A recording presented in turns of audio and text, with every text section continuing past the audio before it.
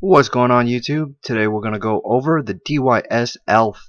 This is an 83mm micro quad with brushless motors, an F3 flight controller, and a 4-in-1 BL Heli S ESCs which supports D-Shot. It comes fully built and is FPV ready. If you already have a compatible D8R transmitter, a bind-and-fly version is available in a multitude of colors. Otherwise, the RTF version comes with a very attractive OpenTX supported radio. Here are some of the specs, which are quite impressive.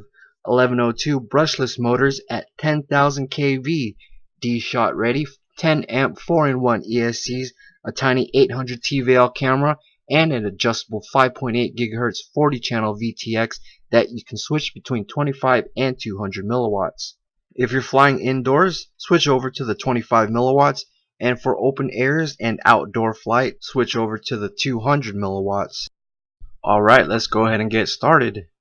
I received the RTF version in blood red, but I had to wait a couple of weeks because Gearbest was out of stock on the RTF version for a good while. What can I say? I really wanted the radio. Looks like a nice little box. There we go.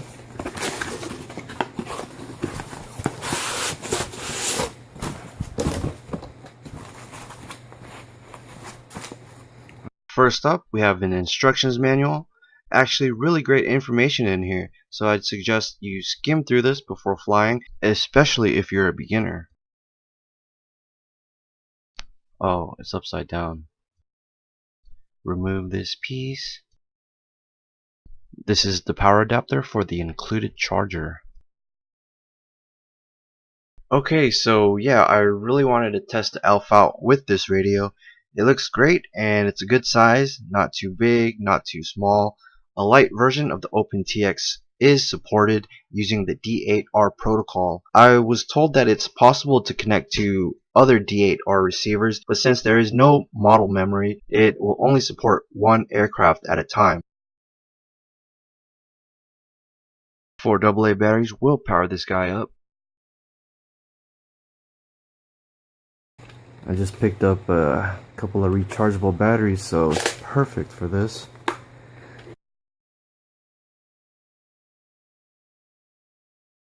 It's got a cool looking LCD, but it's probably hard for you to see.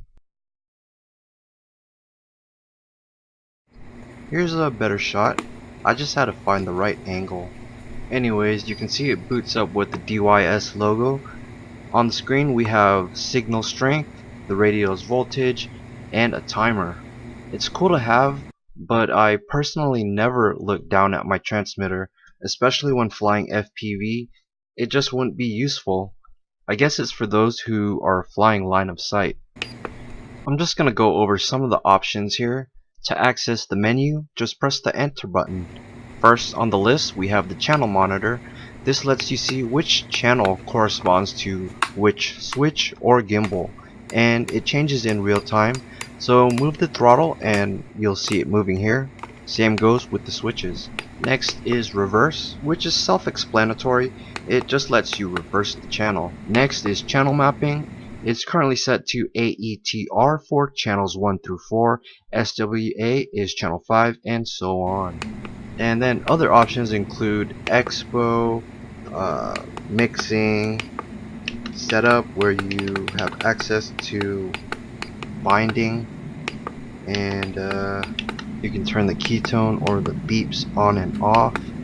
And last of all, version, which just tells you information about the firmware. Got a battery. This is a 2-cell 600 milliamp and a discharge rate of just 25C. See, the last time I had a low C battery, I kept getting brownouts. Hopefully that's not the case with this one. Here is the battery charger. Show you this. Yeah, plug this in. And you plug the balance port into one of these and it charges through that. Definitely not the most ideal way, but hey, it works. This is, it's an adapter. I think this is for European outlets.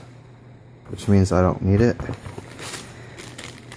Extra set of props. And last but not least, the DYS Elf.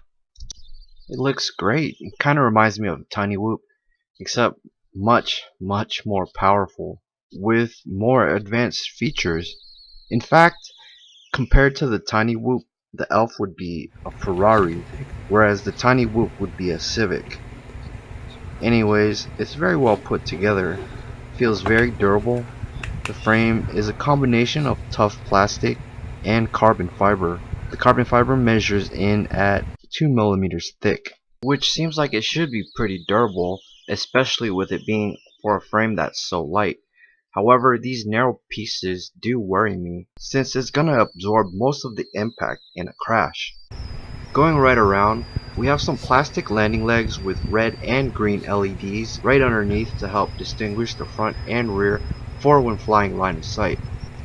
And here we have access to the micro USB port, which is used to modify the Betaflight settings. It's not necessary to mess with any of these settings, as it arrives ready to fly straight out of the box. However, I did change a few things to get the Elf more to my liking. The first thing I did was deselect motor stop. The motors will now spin up when I hit the arm switch. Increase or decrease this number here to set how fast you want the motors to spin at idle. I also raised the gyro and PID loop both to 4 kHz. To get the CPU load down even further, I deselected all of the options here, as I don't really use any of them. The only thing that I might use would be black box, but as far as OSD goes, the Elf doesn't use Betaflight OSD, so it's pretty much useless to have it selected. Transponder is not used. I don't remember what was all selected, but I currently have them all deselected. I messed around with the PIDs a bit. I just raised them randomly, but I found the stock Betaflight tune to fly just fine. And as for everything else, I just left it as is. Alright, so back to the Elf. It uses 5-bladed 1735 propellers, which are perfect for this size quad. They're very smooth and they have plenty of power. The motors that they are installed on are the DYS branded BE1102 that spins up to a mind-boggling 10,000 kV. The Elf is definitely a screamer. Remove the 5 screws on the bottom of the quad to remove the shell. I like the way they did this. The shell has the camera and the S-Bus receiver attached, and it separates very cleanly. You just gotta detach the connectors first. With the shell off, you can see everything's neatly arranged inside. Right here, you're looking at the 4-in-1 ESCs and also a little buzzer towards the front. Flip it around, and on the bottom we have access to 2 buttons. One's for the VTX and the other is the boot button for the F3 board.